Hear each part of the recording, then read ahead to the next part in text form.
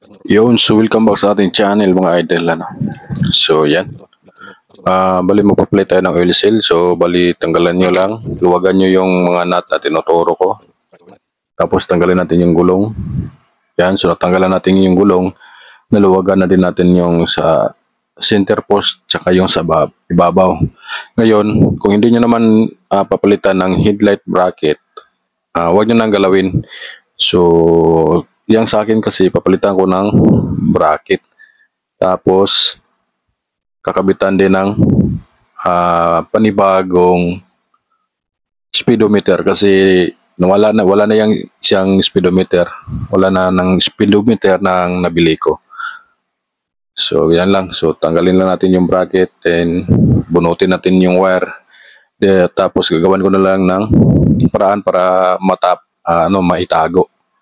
Para hindi naman siya pangiting na nakalabas dyan, nakatiwangwang lang dyan sa harap.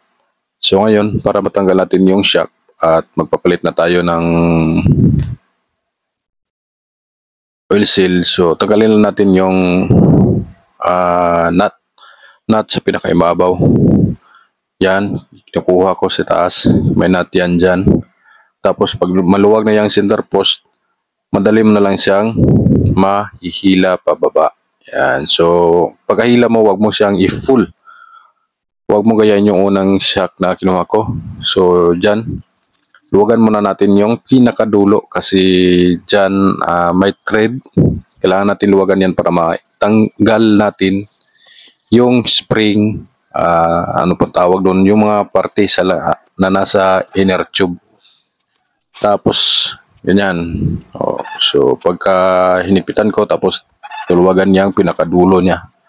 Pagka natanggal mo na, naluwagan mo na yan, pwede mo na siyang bunutin ng tuluyan sa center post. So, ganito na siya. So, natanggal na. So, may ano dyan, bolt, alin. So, kailangan mo siya tanggalin para mahugot mo yung inner tube. Yan, so kinuha ko yung sibabaw, yung hiniluwagan kanina. Din itong parang spacer niya o ano man tawag dyan, tamang tawag. So, i-arrange lang natin na pagkasunod-sunod para hindi tayo malito. Tapos may washer, sunod nung parang spacer, din yung spring. Tandaan nyo na yung spring, yung mga pino na distansya, yan o, yun yung silalim. Tapos yung yan, nakikita sa screen, yan yung sa bandang ibabaw. So, balikan yan yung itsura niya. Then, hugutin na natin itong inner tube. So, ganyan lang. Then, hugutin niya itong yung pinakalaman niya. So, doon nakakabit yung alin na tinanggal natin dito sa outer tube. Tapos, sugit-sugitin lang natin yung oil seal. Dandaan lang, ingat-ingat, kunting ingat dahil baka mabasag nyo yung baso. Kapag nabasag nyo yung baso, automatic bili ng bago. So, ganyan lang. Susundan nyo lang yung paggagawa, Sugit-sugitin nyo lang. Dandaan, paikot para hindi ma-pressure yung isang side lang na susungkitan o pagsasandalan ng panungkit. Alright, so yung isang shock hindi ko na ipapakita sa inyo kung paano tinanggal, So yan yung may gas-gas. So hindi kasi naka-record ng maayos kaya yung isa na lang. Same lang naman din yung proseso. Ganyan lang din naman ang gagawin. Huwag mo siyang tuluyang bunutin, then luwagan mo yung ibabaw, tapos luwagan mo yung alin. So, yung pinagugasan, isasalay natin dito sa bote ng Royal yata yan. Merinda. Basta soft drinks. Tapos linisan natin ulit to.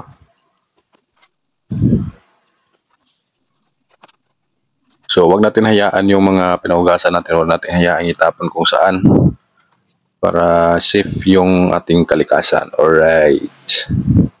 So yan, so inugasan ko muna ulit yung mga parts para maganda sa tingnan, malinis.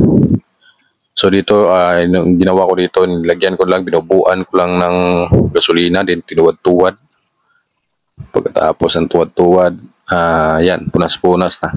So, pwede siyang gamitan ng paintbrush or yung pamwashing na kakasya doon sa butas para masungkit-sungkit nyo yung ilalim. Gaya nito dito. Sa outer tube, pwede nyo siyang gamitan yung paintbrush. So, sa akin, hindi ko na ginamit. Ang ginawa ko na lang is binalik ko yung alin sa gitna, sa ilalim. Tapos, nilagyan ko siya ng gasolina. Tapos, tinuwad-tuwad ko yung baso-baso para malinis yung ilalim. Yan. So, ganyan lang siya. Nilagyan ng gasolina, tinuwad-tuwad. Ayan. Pagkatapos ituwad-tuwad, ihuwad yung gasolina. So, ulitin natin. Huwag natin basta itapon kung saan. So, huwag niyong gayahin yung ginawa ko. Sobrang basa na ng gasolina. Pero wala namang ano dyan. Wala namang pwedeng pagsimulan ng sunog. Alright. So, yan siya. Tapos na natin siyang hinluan. Pag natuyo na, pwede mo na siyang ibalik. Yan. So, binusuhan natin ng gasolina ulit na malinis para malinis na malinis talaga siya. Right, after ilang minuto, ito na. Tinartrapo-trapuhan na natin dahil ibabalik na natin yan. So, una natin ibabalik yung mga laman ng inner tube. So, ganyan lang. Punas-punas sa inner tube. Tapos, punas-punas din doon sa mga ibang pyesa. Alright. Palagi lang tayo nagpupunas-punas dito. Nagtatrapo-trapo lang tayo. Para malinis yung gawa natin. Wala kasi tayong air gun. Air blaster. Basta yung compressor, anong tawag doon. Meron naman tayong yung parang pambuga pero wala tayong compressor. Nasira yung compressor kaya ganyan lang siya. Trapo-trapo na lang tayo. So, malinis din naman yan. Importante, nalinisan natin. Napalitan natin ng bagong oil seal at bagong oil. So, yung kabilang shock ng motor na yan, may tama na. So, hindi ko alam kung magtatagal pa ba yung oil seal na kinabit ko. So, ang gagawin natin dito sa oil seal, yung spring niya sa ilalim. Sa ibabaw yung kinuhanan ko. Parang sa ibabaw. So, yun, kinuhanan natin ng konti. So, konti lang naman. Pagkatapos kunan, yan, lagyan ng oil para papadangog. Para madali mo lang siyang ipasambak dyan sa baso, yung oil seal. Hindi ka mahirapan. Tapos, lagyan mo din ng oil yung pinakagitna ng oil seal para dangog din siya. Hindi siya sira agad kapag pinasok yung inner tube. Yan. So, duk-duk-duk-duk. Gamit yung lumang oil seal. So, huwag nyo itatapon yung lumang oil seal para magamit nyo pa. Magamit nyo dyan sa, pag papasok ng bagong oil seal. Yan, Pagkatapos, bunutin yung luma. Trapo-trapuhan. Ilagay yung pinakalock niya dyan. Tapos,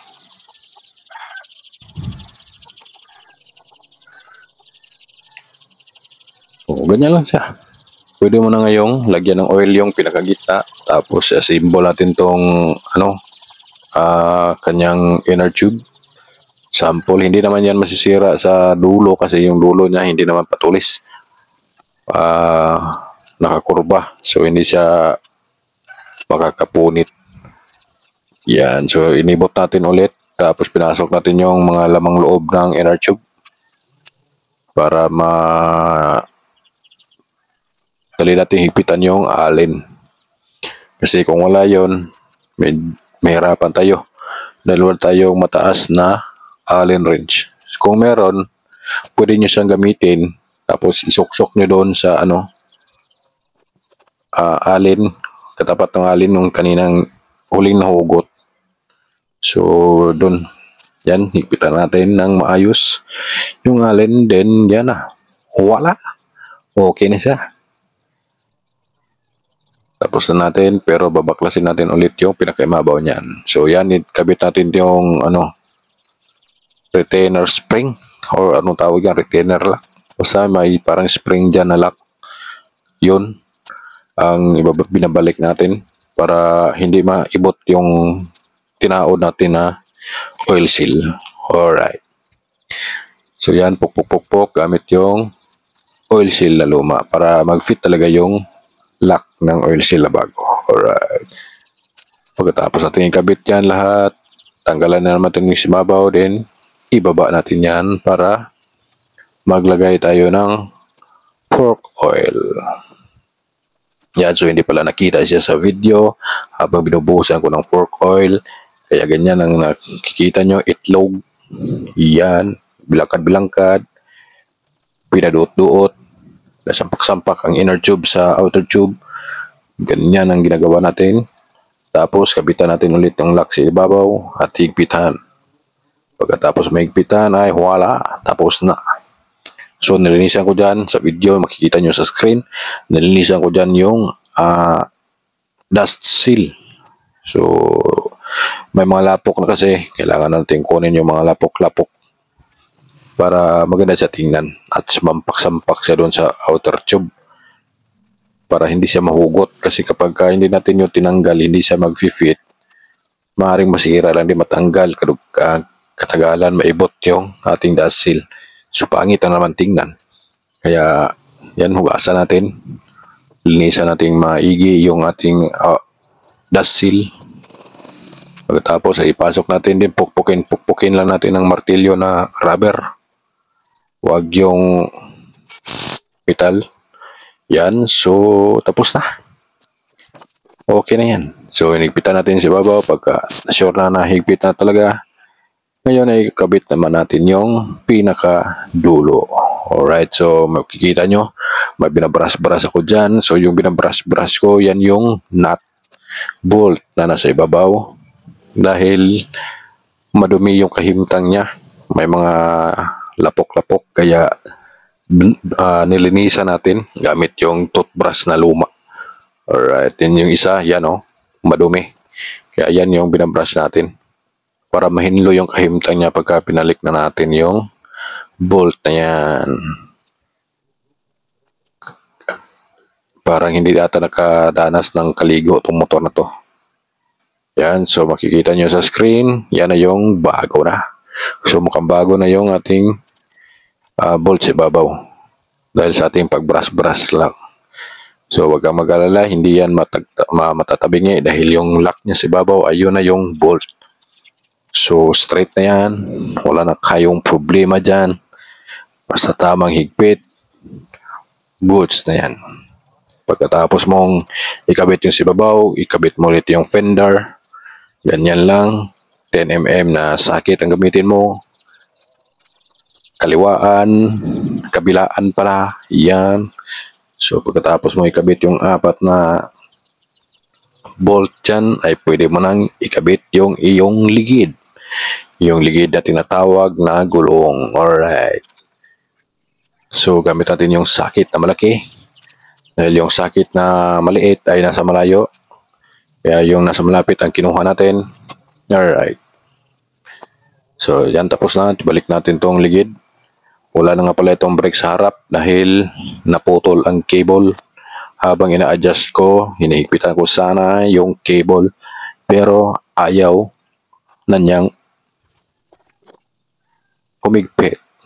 Hindi ko makuha yung tamang distansya at katagalan ay naputol na lang. Mahinang nilalang yung nabili kong cable. Hindi kasi yon original.